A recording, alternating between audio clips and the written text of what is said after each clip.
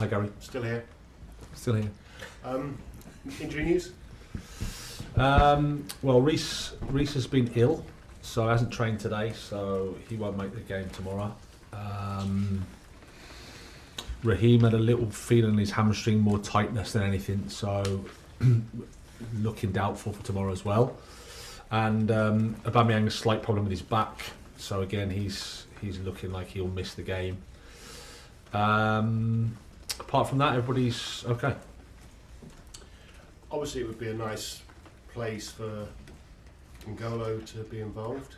Going back to Leicester, is he likely to be in the squad this time? No, he won't. Still needs some more time in terms of build-up. We're aiming maybe towards Everton, but unfortunately, not for tomorrow.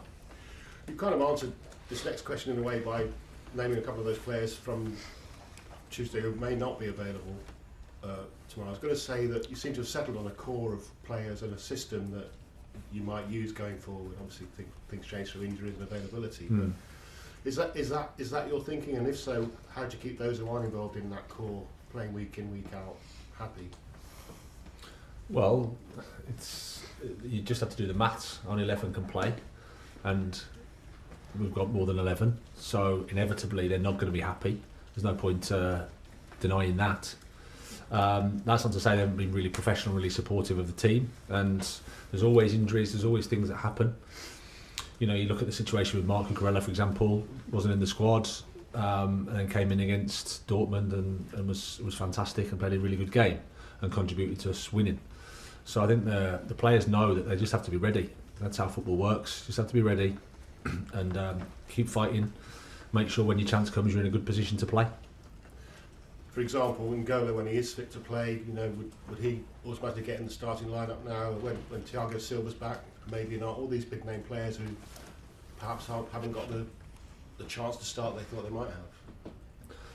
Well, it's the most important thing for those two is to get them back, injury free, and then the more good players we have, the better. And then it's football deciding in terms of performances and results. And that's where we're at. Obviously, in the back of two good results, but things change, opportunities arise, and we just have to keep working like that.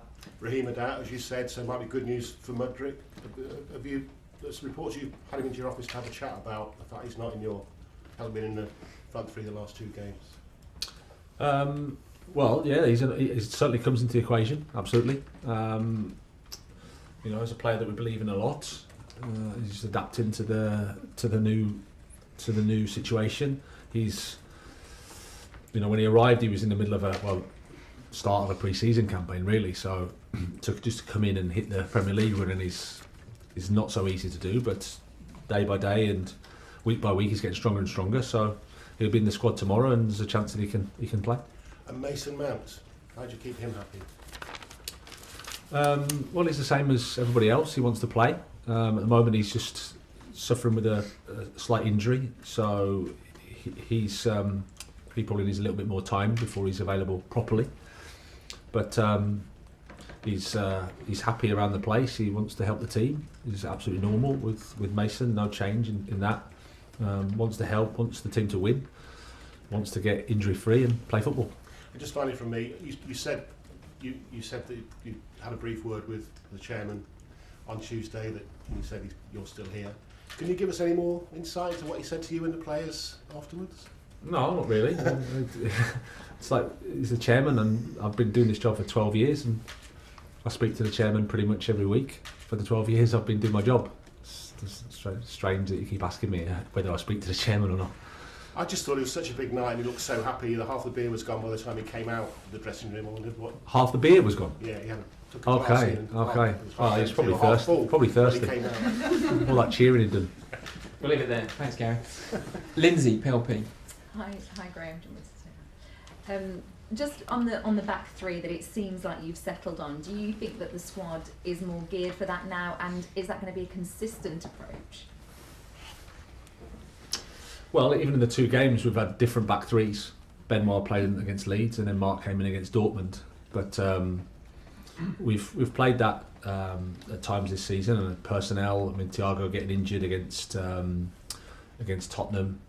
meant that we had to obviously adjust things. So at the moment, I think it's suiting us quite well and it's working. So I mean, defensively, as much as everybody's focusing on the other end, and rightly so, because we haven't scored as many goals as we'd like. Defensively, we're up there with one of the best teams in the Premier League.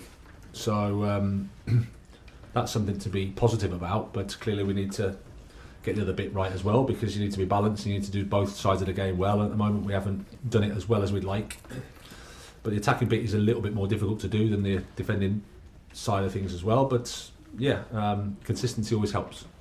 On that attacking bit, in your experience, we've always heard people saying even if it goes in off their backside, you know, those goals come from different random ways, and then suddenly a flurry can come. In your experience, is that what you're looking for to get confidence? Well, goals and wins bring confidence. That sounds obvious, but it is. And then it's how you get them. I'm not going to complain if however they come, for sure, because the results have been difficult to deal with recently. But the best way is to play well, the best way is to attack well, the best way is to do the things you want to do, and they result in you creating chances and scoring goals and winning. That's the best thing. You know, that obviously takes a bit of time, but in the meantime, if you get lucky, I'm absolutely happy with that as well. I know that Gary was talking about Kante. I wanted to focus on Kovacic because he's been back, and I've often thought that he's been one of the underrated players in the Premier League. I wonder what your sense of him as a player, a person, and influence in this squad is. Well, he's been the captain of both games, so that tells you something in terms of how influential he is. Fantastic guy, really like him. Determined character, courage. You know, to take the ball in tight situations. He's fantastic. He sees what he's achieved in his career for his national team, for us here at Chelsea. He's an important player for us. And finally, one on Leicester. They're not going through the best spell themselves at the moment, and Brendan Rodgers under some pressure and scrutiny. But the away form for Chelsea, is this an opportunity now because of the opposition for you to address that? Well, it's always an opportunity to win, but we have to play well. I think Leicester's results have been worse in their performances. They've been a bit unfortunate as well, I think. They're probably suffering from not the best of starts. I'm sure Brendan would agree with that in terms of results. But they've rallied as well, and they've still got some really, really good players. I have huge respect for Brendan for what he's done there. He's a top coach and a top person, so looking forward to seeing him, and it'll be a tough game. John Southall, 5 Live. Great, hello. Hi. So 2 wins. Do you feel that a weight has been lifted off your shoulders a bit in the last week, few days? Has the weight been lifted off my shoulders? Yeah, in some way. In some way, I don't think it's something I get too bogged down with. It's always nicer to win, John. It's as simple as that. Everything feels a bit better. Everything feels, like you've taken a step forward. But I'm not getting carried away. It's just 2 wins, so we have to focus on Leicester. And the boys have been in a good place, good spirit. They've stuck together through a bad time, which is good. There's a lot to say about that. But we have to start again against Leicester. How important was the other night for you, but also for your bond with the supporters? Because I haven't heard a noise like that inside Stamford Bridge for some time. Yeah, but I think the supporters, as I said, they've been really fair. And they want the team to do well, and results-wise, we haven't done that well. So you understand the criticism, and you understand, it's hard for them to get behind something when the results aren't, great for them to get behind. So it's our job to produce games and produce results, and I think that the performance was a positive one. I think they appreciated that, and I think generally when that's the case, they get behind the team and support the team. So I have nothing to say about how we've been treated with the supporters. They've been great, fantastic. You must have been pleased with Mark Cucurella, weren't you? So it hasn't been easy for him. Have you had to manage him quite carefully over the last few months? I wouldn't say over the past few months. I think it got a little bit tricky in terms of him and the impact on the team, really. But at the same time, to try to shield him and wait for the right time to put him in, because I know how good he is. I know his quality. So I thought that the game in the Champions League, especially with Benoit going away, was a good opportunity for him to show his quality, and delighted for him that he did. And just a final one, there are reports from Inter Milan that they're quite keen for Romelu Lukaku to have another loan spell. I don't know if that's something you'd be happy with, or are you keen to get him back here? Well, it's nothing for me to think about at the moment. He's there and he's playing. I think those discussions and conversations, the decisions will be made at the end of the season. Okay, we've got time for 2 more. Simon Johnson, Athletic. Hey Graham. Hi, Simon. Speaking about, going back to Mason, obviously the contract negotiation has been ongoing now for several months. How concerned are you that it's not been done? Are you going to talk to Mason to try and convince him, or are you going to sort of leave it to the club to sort out? Well, it's ultimately between the club and Mason. But you know, I've spoken to him numerous times about his situation and football and life generally. And like I said, my feelings for Mason are clear. I think he's a fantastic person, firstly, and but sometimes these things happen. They're just complicated, and it's best that I speak little about it and let them get on with it and deciding what's right for both parties. Have you sort of, perhaps stating the obvious, but have you told Mason how much you want to keep him and be part of your plans? Yeah, but I'm not naive. I know that it's an important time for him. It's an important contract, and these things have to be right for him and his family, and it's important that he makes that decision on that basis. Okay, last question today is a special guest of ours, Charlie Butcher.